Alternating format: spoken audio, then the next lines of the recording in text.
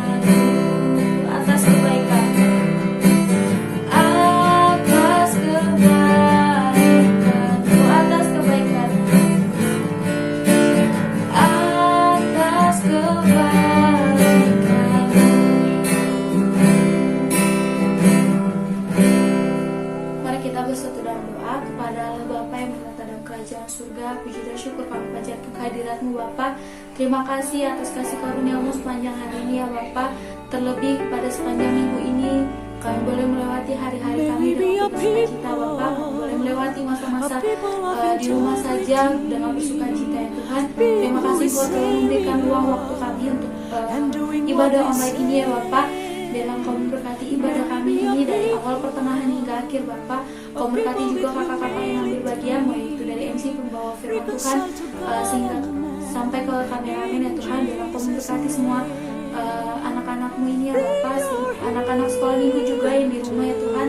Bila kiranya Engkau memberkati mereka ya Tuhan, Kau urapi mereka dengan Roh Kudus-Mu, dalam mereka boleh menjalankan aktivitasnya dengan penuh sukacita ya Bapak.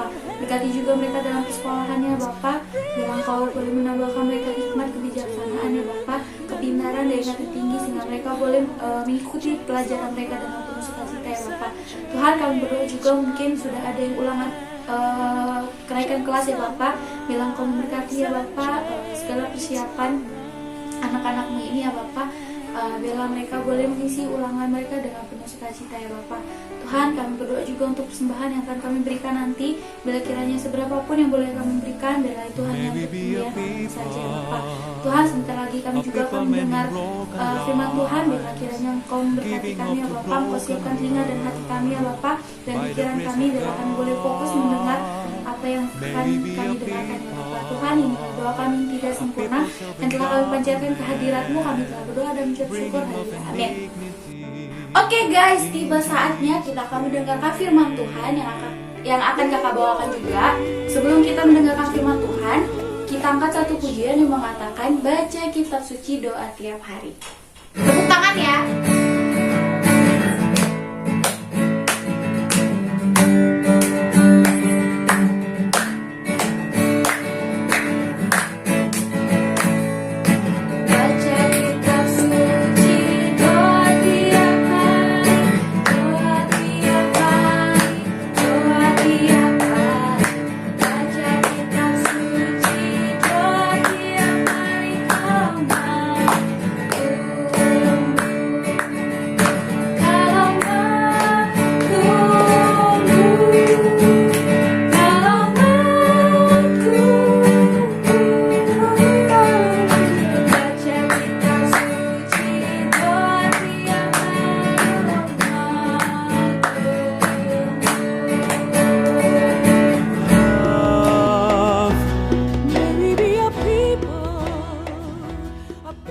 Nah, adik-adik, sebelum masuk ke dalam pemberitaan firman Tuhan, yuk kita buka dulu Nehemia pasal 1 ayat 1 sampai 11.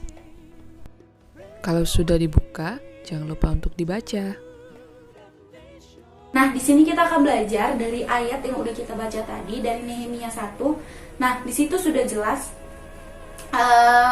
si Nehemia ini seorang tokoh atau sosok yang sangat peduli dengan bangsanya. Nah, dari sikap Nehemia ini kita patut tahu dia itu orang setelah dia mendengar berita, dia merasakan kegundahan, berkabung. Nah, berkabung itu artinya kesedihan. Dia merasa sedih atas berita kehancuran bangsanya gitu ya. Nah, setelah dia udah merasakan sedih, dia langsung turun lututnya. Dalam arti dia langsung berdoa di hadapan Tuhan. Dia mengakui segala dosa-dosa dia, dosa keluarganya, dosa bangsanya juga. Nah, dalam berdoa kita tidak boleh hanya menyalahkan satu pihak, tapi kita harus turut berdoa semuanya. Tidak boleh menyalahkan, tapi kita harus merendahkan diri di hadapan Tuhan. Nah, setelah dia berdoa, ini yang paling penting guys. Dia melakukan aksi nyata. Aksi nyata itu dia melakukan perbaikan-perbaikan. Dia melakukan memperbaiki keruntuhan kehancuran di bangsanya. Nah, dari tema kita itu aku Indonesia, aku Pancasila. Berarti kita harus menjadi pemersatu bangsa. Kita tidak boleh menjadi perusak bangsa, tapi kita harus menjadi anak-anak yang saling membantu gitu, membantu sesama mungkin, atau lebih pentingnya membantu negara. Apalagi dengan kondisi yang saat ini, kita harus sangat-sangat membantu dan harus sangat peduli kepada negara.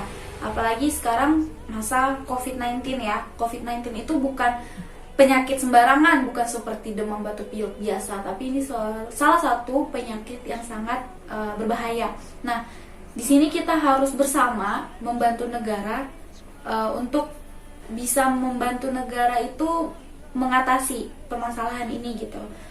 Nah, karena kasih dan kepedulian Nehemia terhadap bangsanya dan imannya yang tulus di hadapan Tuhan dan kecakapannya dalam melaksanakan tugas merupakan hal utama Nehemia untuk dipakai Tuhan dalam memimpin Israel. Lalu dalam pasal 1 ini mengisahkan tentang beban hati Nehemia bagi orang-orang Yehuda yang ditinggal dan tidak diangkut oleh Raja Babel, yaitu Raja Nebukadnezar. Nah, dia juga sangat terbeban tuh dengan penduduk Israel yang baru kembali ke Yerusalem, karena di sana tembok kota itu masih berupa reruntuhan. Nah, dia itu berkabung, Nehemia itu berkabung karena tembok di kota dia itu, tembok Yerusalem itu hancur. Nah, tanda kesedihan dia itu ditunjukkan dengan berpuasa dan berdoa. Nah, setelah itu beban hati yang sungguh akan mendorong seseorang untuk memanjatkan doa, dan doa Nehemia itu terletak pada ayatnya yang ke-5 sampai yang ke-11. Adalah doa yang sangat baik untuk kita pelajari. Nah, mulai dari ayat yang ke-5. Nehemia memanjatkan doa kepada Allah dengan kesadaran yang penuh tentang siapakah Allah. Nah, sebelum kita berdoa, kita harus tahu siapa itu Allah dalam kehidupan kita. Nah, Allah itu Allah yang mulia, Allah yang penguasa dari segenap pasukan malaikat, dan yang berkuasa ini adalah Allah yang juga setia kepada perjanjiannya. Perjanjian Tuhan itu janji yang murni. Ada tuh ayatnya di Alkitab. Janji Tuhan itu adalah janji yang murni, bagaikan perak yang teruji 7 kali dimurnikan dalam dapur peluburan di tanah. Nah, itu janji Tuhan itu tidak akan pernah janji seperti manusia. Kalau manusia itu janjinya pasti janji yang sering dilanggar, sering diingkari, tapi janji Tuhan itu tidak akan pernah diingkari. Nah, Allah itu memiliki belas kasihan yang besar dan memberikan kasih setia kepada orang-orang yang mengasihi dan mengikuti perintah-perintah Allah. Nah, Tuhan itu setelah kita berdoa, Tuhan itu akan mendengar doa-doa orang yang benar-benar mengikuti perintahnya, anak-anak yang bakal menyebarkan firman Tuhan, anak-anak yang mendengarkan firman Tuhan. Seperti contoh sederhana, kita harus ikuti 10 perintah Allah. Itulah salah satu ketaatan kita sebagai anak-anak Tuhan. Nah, doa yang benar muncul karena dipanjatkan oleh orang yang mengenal Allah yang benar dengan cara yang benar juga. Karena Nehemia mengenal siapa Allah, maka dia memanjatkan segala permohonannya dan menggantungkan segala harapannya kepada Allah yang sejati. Nah, karena Nehemia mengenal Allah dengan cara yang benar, maka dia berbicara dengan cara yang berkenan kepada Allah. Nah, kalau kita berdoa nih guys, jangan pernah berkata yang menuntut. Apa yang kita mau, Tuhan itu harus kasih. Misalnya sederhana, Tuhan aku mau PR aku dapat nilai 100, Tuhan gini. Kita nggak boleh nuntut kalau kita juga nggak ada usaha. Makanya ada di Alkitab itu ada ayatnya berdoa sambil bekerja. Jangan hanya berdoa, jangan hanya bekerja juga, harus sepadan. Antara berdoa dan bekerja. Karena juga dalam berdoa kita tidak boleh memaksakan kehendak sendiri ya. Nah, dalam ayatnya yang ke-6, Nehemia juga melanjutkan doanya dengan mengakui segala dosa-dosa dia, dosa-dosa keluarganya, dan dosa-dosa bangsanya. Dia mengaku bahwa bangsanya layak dihukum. Nah, dia juga tidak memohon kepada Allah karena merasa dilakukan tidak adil Tuhan itu melakukan tidak adil kepada dia dan bangsanya. Dia tidak melakukan hal itu ya. Dia mohon kepada Allah karena dia meminta belas kasih Allah untuk mengampuni bangsanya yang sebenarnya tidak layak diampuni. Nah, inilah pengakuan dosa yang agung. Nehemia tidak hanya mengatakan bahwa bangsanya yang telah berdosa, dia juga mengakui dosanya, dan dia juga mengakui dosa kaum keluarganya yang telah berdosa kepada Allah dan layak dihukum. Nah, lanjut. Di ayatnya yang ke-7, pengakuan dosa Nehemia juga bukan hanya basa-basi. Nah, dia juga tahu apa saja dosa bangsanya dan kaum keluarganya. Dosa dia juga pastinya. Nah, dosa mereka adalah dosa melanggar perjanjian Tuhan Allah. Makanya dia merasa dia tuh udah melanggar perjanjian dia dengan Tuhan Allah. Makanya dia langsung tidak menyalahkan bangsanya doang, tapi dia juga ikut menyalahkan dirinya. Itu bukan menyalahkan sih, maksudnya dia merasakan juga gitu. Nah, Allah telah memanggil mereka menjadi umatnya, tetapi mereka gagal menjalankan bagian mereka sebagai umat Allah. Mereka tidak setia kepada Tuhan mereka melanggar Taurat dan menyembah berhala. Nah, dari sini udah tahu ya, dari 10 perintah Allah juga ada yang mengatakan jangan menyembah berhala. Tuhan Allah itu cuma satu, jangan kita menyembah Allah-Allah lain yang ada di dunia ini. Sembahlah Tuhan Allahmu yang ada di surga. Jadi jangan sekali-sekali kita mendengar asutan dari kawan, ajakan dari kawan untuk kita menyembah Allah lain selain Allah kita, Tuhan Yesus Kristus ya. Nah, dalam ayatnya yang ke-8 sampai yang ke-10, Nehemia memanjatkan permohonan kepada Tuhan berdasarkan janji Tuhan. Dia tidak berani meminta sesuatu tanpa dasar, dan dia tidak mau menuntut Tuhan. Nah, sesuai yang kakak bilang tadi, doa itu tidak boleh menuntut Tuhan. Tuhan itu tahu apa yang kita butuhkan. Ada baiknya juga kita mohon, kita minta, tapi tidak dengan cara paksaan. Nah, dia tidak menuntut, Nehemia tidak menuntut Tuhan mengerjakan sesuatu yang Tuhan tidak berkenan untuk Tuhan lakukan. Nah, itulah sebabnya di dalam ayatnya yang ke-9, mereka itu berdoa dengan hati yang sungguh-sungguh, dan pada dasarnya mereka berdoa itu ya karena janji Tuhan. Nah, apa yang Tuhan tidak pernah janjikan tentu tidak mungkin menjadi permohonan doa yang baik. Terlalu berani kita untuk menuntut Tuhan bertindak sesuai yang kakak bilang tadi. Tuhan itu tidak mau kita doanya menuntut, karena Tuhan tahu apa yang kita butuhkan. Nah, terus dia memiliki kedaulatan untuk bertindak, karena itu orang yang mengakui kedaulatan Tuhan akan membatasi permohonannya untuk sesuai dengan apa yang memang telah menjadi rencana Tuhan. Nah, yang kita harus tahu, rancangan Tuhan itu rancangan yang mendatangkan damai sejahtera, bukan rancangan yang mendatangkan celaka. Jadi kita harus yakin kepada Tuhan. Tuhan itu punya rencana yang baik pada kita.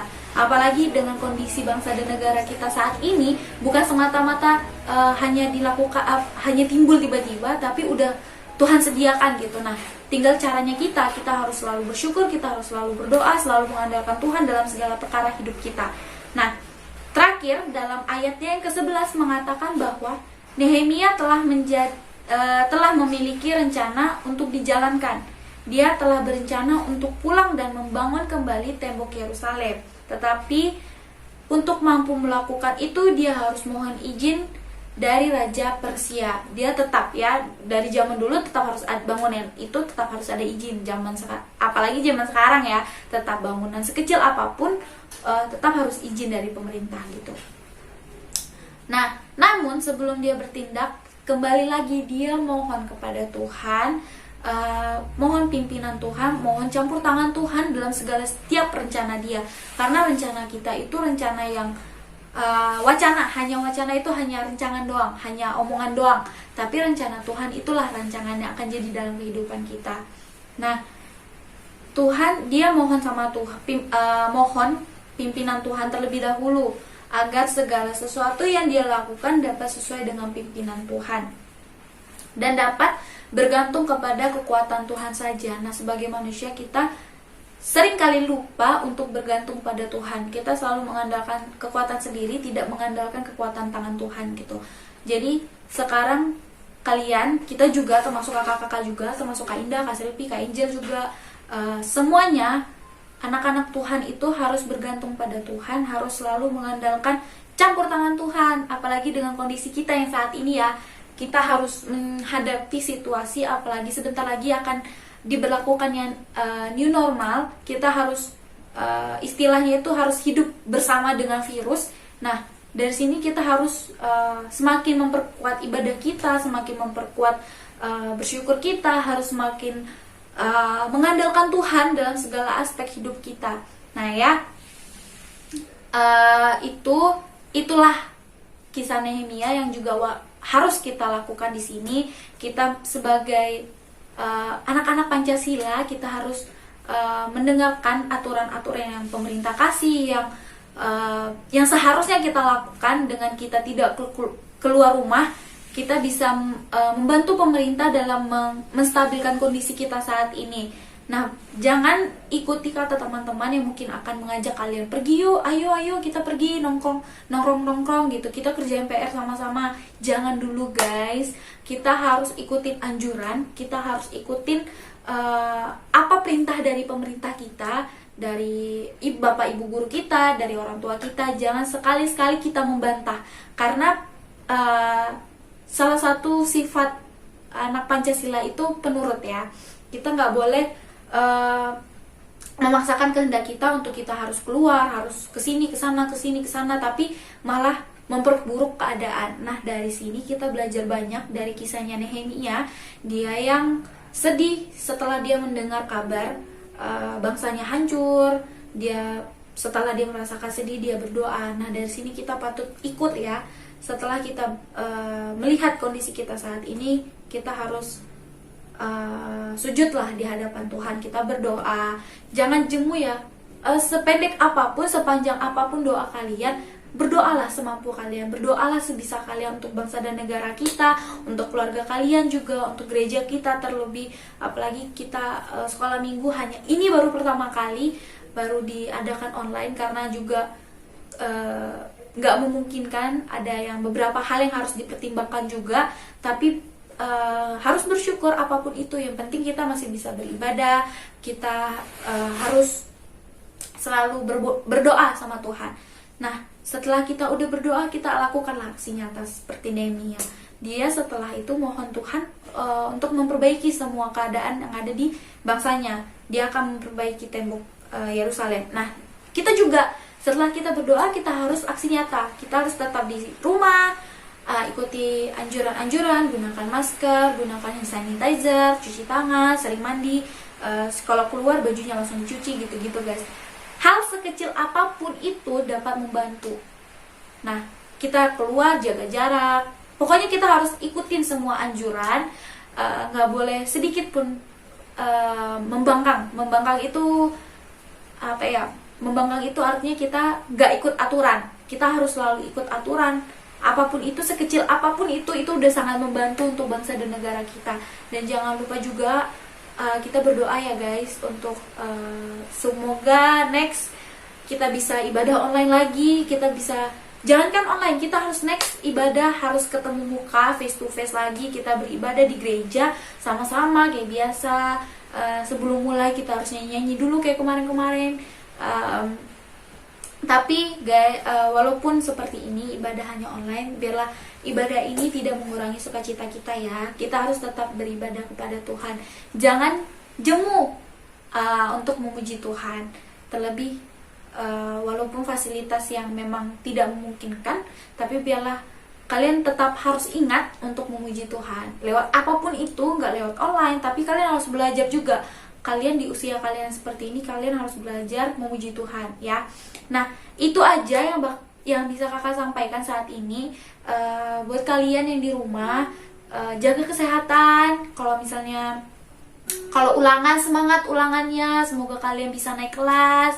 Semoga kalian bisa ya naik kelas nanti. Kalian jangan sedih hati kalau misalnya kondisi saat ini kalian nggak bisa ketemu teman-teman kalian seperti biasa. Udah hampir 3 bulan, hampir 3 bulan tidak bertemu. Tapi biarlah kalian selalu belajar dimanapun kalian berada ya.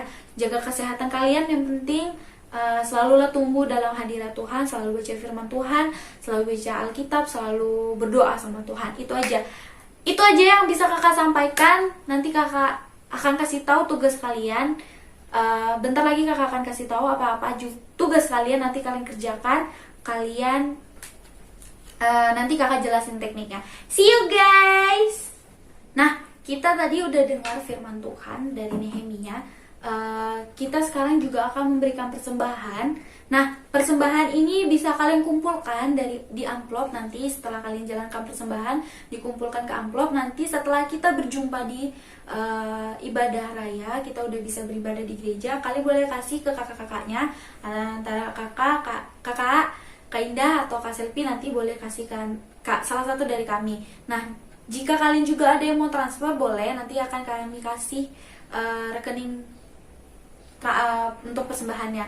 Kita angkat satu pujian yang mengatakan, "Saya Laskar Kristus."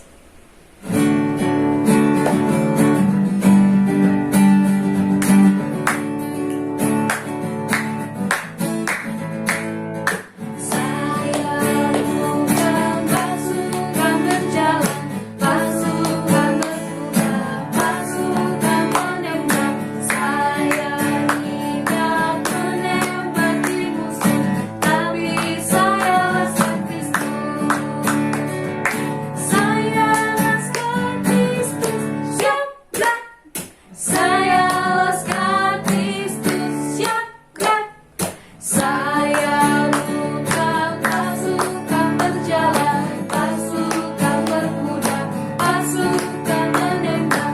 Saya tidak menembaki musuh, tapi saya laskar Kristus. Saya bukan pasukan berjalan, pasukan berkuda, pasukan menembak. Saya tidak menembaki musuh, tapi saya laskar Kristus. Saya laskar Kristus. Saya laskar Kristus. Siap, gerak. Saya laskar Kristus. Siap, gerak. Saya bukan pasukan berjalan, pasukan berkuda, pasukan menembak. Saya tidak menembaki musuh, tapi saya laskar Kristus.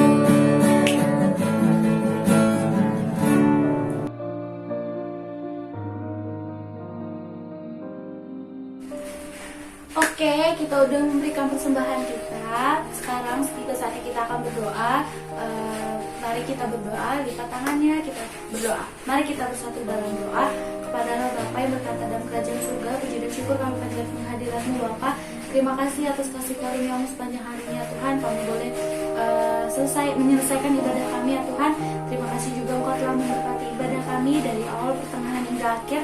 Kau menjauhkan dari segala gangguan-gangguan ya Bapak. Terima kasih atas kasih karunia-Mu itu ya Bapak. Tuhan, kami juga telah mendengarkan firman Tuhan. Biarlah kiranya firman ini boleh menjadi rema bagi kehidupan kami, boleh kami terapkan di kehidupan kami juga ya Bapak. Tuhan, kami berdoa juga atas persembahan yang telah kami berikan ya Bapak. Biarlah kiranya seberapapun yang kami berikan ini melalui tangan-tangan kecil anak-anak-Mu ini ya Bapak, biarlah itu menjadi kemuliaan nama saja ya Bapak. Tuhan, kami berdoa juga untuk kakak-kakak sekolah minggu dari Kak Selvi, Kak Indah, Kak Angel. Biarlah kiranya kami berkati juga kakak-kakak ini biarlah semakin giat dalam melayani sekolah minggunya ya Bapak. Kami berdoa juga untuk anak-anak sekolah minggu ya Bapak, dimanapun mereka berada, biarlah Kau memberkati mereka ya Tuhan di masa mudanya. Jika di antara mereka ada yang ulangan ya Bapak, ulangan kenaikan kelas, biarlah kiranya Kau memberkatinya ya Bapak, memberkati ulangannya sehingga mereka boleh naik kelas dengan penuh sukacita ya Bapak. Kami berdoa juga untuk anak-anak kecil yang belum sekolah mungkin ya Bapak, Kau memberkati juga mereka dalam masa kecilnya ya Bapak, biarlah mereka melakukan segala aktivitas berdasarkan kemuliaan saja ya Bapak. Tuhan, kami berdoa juga untuk anak-anak sekolah minggu yang mungkin pada saat ini belum bisa mendengarkan ibadah online ini ya Bapak. Biarlah Kau memberkati juga mereka apapun kendalanya kendala mereka ya Bapak, sehingga mereka tidak bisa menyaksikan ibadah online ini. Biarlah kiranya Kau mengetuk pintu hati mereka sehingga di ibadah online berikutnya mereka boleh melihat bergabung juga dalam ibadah online ini ya Bapak. Tuhan, kami berdoa juga bagi bangsa dan negara kami, di mana bangsa dan negara kami menghadapi sebuah pandemi corona ya Tuhan. Biarlah kiranya Kau memberkati dari presiden hingga masyarakat Indonesia ya Bapak. Biarlah kami boleh menjadi seorang masyarakat yang lemah lembut, yang bisa mengikuti aturan yang telah dianjurkan kepada kami ya Bapak. Tuhan, kami berdoa juga bagi gereja kami ya Bapak. Biarlah kiranya Kau memberkati hamba Tuhan, jemaat juga yang ada di gereja kami, gereja Pentakosta Indonesia Sidang Kota Baru juga ya Bapak. Biarlah Kau memberkati segala pergumulan kami ya Bapak, ibadah online kami berikutnya juga Tuhan. Biarlah Kau memberkati semua fasilitas yang akan kami gunakan ya Bapak. Inilah doa kami yang tidak sempurna ya Bapak, yang telah kami panjatkan kehadirat-Mu. Kami telah berdoa dan mengucap syukur, haleluya, amin. Oke guys, itu aja ibadah online hari ini. Semoga next di ibadah berikutnya kalian boleh ikut lagi menyaksikan ibadahnya. Oke, sampai sini aja. God bless you guys. See you.